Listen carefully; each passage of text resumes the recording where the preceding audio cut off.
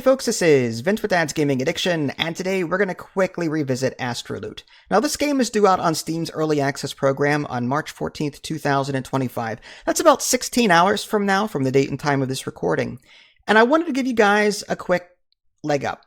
We've been playing this game for the last 7-8 hours, not all at once, but several times over the last couple of days, and we've gotten pretty decent at it. And I wanted to sort of convey some of the knowledge that I've earned and gained in playing this game. So the following is a compilation of beginner tips and things I wish I knew prior to getting started with this. The first thing I want to talk about are the 3 different ships that are currently in this game. Again, pre-early access. I don't know if more ships are coming or planned or what.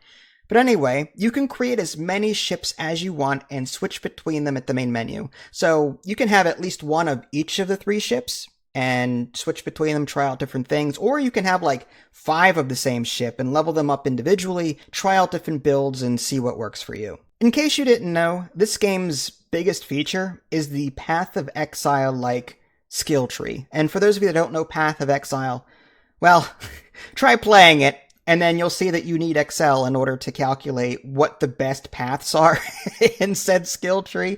It's one of those games where it's just extensive. And this game isn't as bad, but still, you'll be able to branch out in a lot of different ways. But the feature I wanted to highlight the most was that each of the 3 ships start at different points on said skill tree. Kronos, for example, starts on the bottom right. Hyperion starts on the bottom left. And lastly, the Leviathan starts on the top middle. And of course, that's from the center. So you're still going to be branching outward from the middle, just at different points. So as you can imagine, navigating that skill tree is going to take some time, especially since there are lots of different keywords. If you click on the items tab on the bottom left-hand corner, it'll pull up your character sheet. And there's even more keywords than this that you'll come across.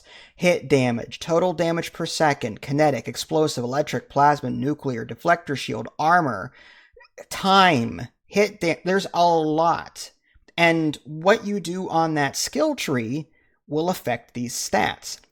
And one way to hone in on what you're looking for, in the upper right hand corner is a search bar. Use this, please use this. Let's say that you're specializing in plasma weapons. So if you type in the word plasma, you can see different skills highlighting that involve plasma in some way. And you can kind of see like what ships are going to be catering to what weapon types, because again, one of the ships starts over here, one of the ships starts over here, and one of the ships starts over here. My starter ship that I started with seems to favor kinetic. If I were to type in the word kinetic up here, assuming my keyboard wants to work, there we go, kinetic. There's a lot of kinetic stuff. There's some over there to the left. There's a bunch up there to the top. So I was, again, initially going kinetic with this particular ship. So you can type in what you're looking for in the upper right and kind of move toward that. Every skill point you spend will be another one that will allow you to branch further into this tree. Additionally, you can also in the upper left toggle between different power report, like there's DPS. So if you're interested in DPS of any kind, it'll highlight these things for you. Let's just get rid of the search real quick. So you can see some are highlighted yellow more than others. This one's like bright green. Like that's a really important one. Max hit. This is a recovery one. So yeah, you can toggle between like DPS and max hit, recovery, and then kind of come at it from that angle too. And this should help you make sense of all these different skills and help you figure out what direction you want to go in. Also, real quick, you can actually get more information from the text in the skill tree by hovering over a particular skill and holding an Alt. Items at that point will become underlined, like kinetic, for example, is underlined here. Total damage per second, max hit, armor. So if you see something that you're not familiar with, see if you can find it in this particular skill tree. For example, I got a skill or a mod that affected luck, but I had no idea what luck actually did. So I searched for it and then found it over here, held an Alt, and then hovered over that, and that's what luck is. So if you come across an item that you're not sure about, or a keyword that you're not sure about, search for it here, And then when you find it, hold in Alt over that particular skill to highlight certain keywords, and then you'll learn what that particular thing actually does. As far as the RPG side of this, you'll be able to equip all sorts of cool things. There are shields, there's a nexus that you can put in the middle of your ship, there's weapons, there's engines and cores and different things. And on top of that, there are mod slots that some of these things will have. And you're probably wondering, well, how do I know if what I'm about to equip is an upgrade or downgrade or what? Like in most action RPGs, you can hold in Alt and it'll bring up a list of green and red, well, stats that you can easily compare this to. So make use of the Alt button wherever possible. Most notably, look for things that adjust modifier slots, because modifiers, I've come to realize, are very powerful in this game, and sometimes I'll take the hit in DPS if it means I can take extra modifier slots. If you look at this elite railgun, under the replacing left weapon will grant, on the very bottom it says -2 modifier slots. So if I equip that in my left weapon over here, I lose 2 of these modifiers. So just note that, you can hold in Alt to compare things, but also pay extra special attention to whether or not mod slots will be affected. Now, on top of that, this Nexus, you can assign mods to the central slot here. However, they will not do anything. They do not affect your ship's stats in any way, but they gain experience. Yes, mods and they gain experience in this game. So right now I've got this Armor Leech level 9. As long as I keep using it, it's going to level up and get better. Now, again, you can attach mods to the central slot here.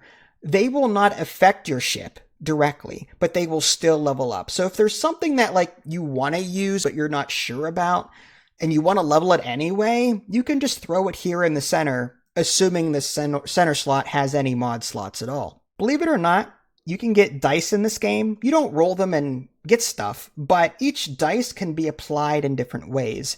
For example, here's a look at my stash, and I've got blank dice, I've got plasma dice, I've got solar dice. They all do different things. Blank dice allows you to respec talents from your skill tree. So for example, if I didn't want this energy one over here, I could click on it, and it says deallocate skill. Use 3 blank dice to deallocate energy. You will have 55 blank dice left. So you'll want to save those blank dice in case you make a mistake and want to try something different. I'm hoping at some point throughout early access they make that cheaper so I can play around with different specs without having to create all new ships, because I could never hope to respec everything and then go back on a whim, But the plasma dice and the solar dice allows you to upgrade rarities. There's common, there's uncommon, there's rare, and you can say drag.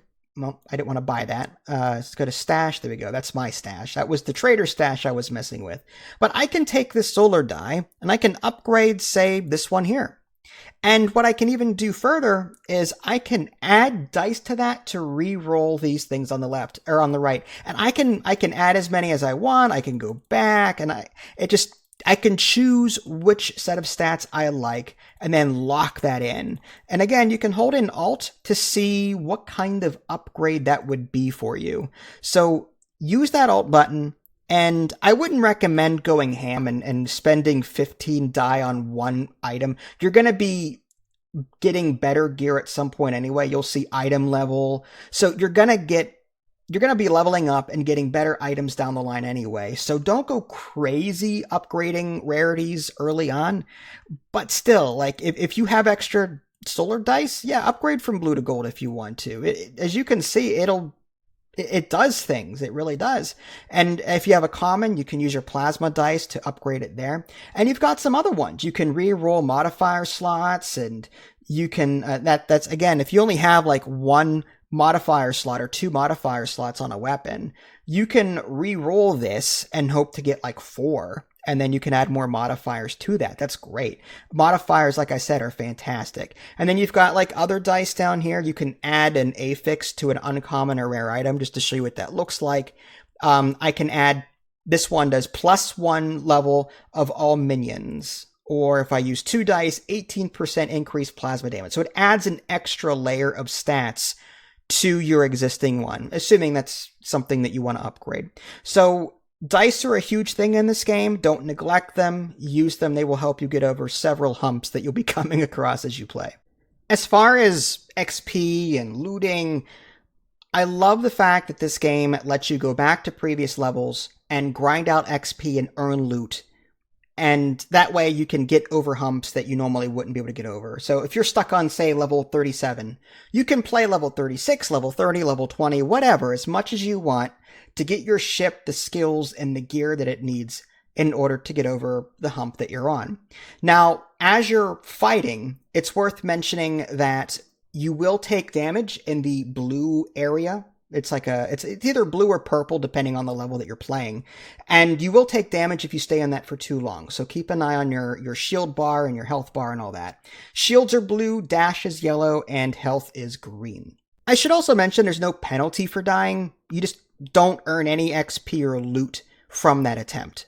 Any XP that you would have earned in that level is lost. And there you have it, some quick beginner tips for you. Hopefully this video helped you out. If you haven't already, subscribe. That way you can stay up to date with any new content I'm going to publish. This is Vince. Thanks for watching.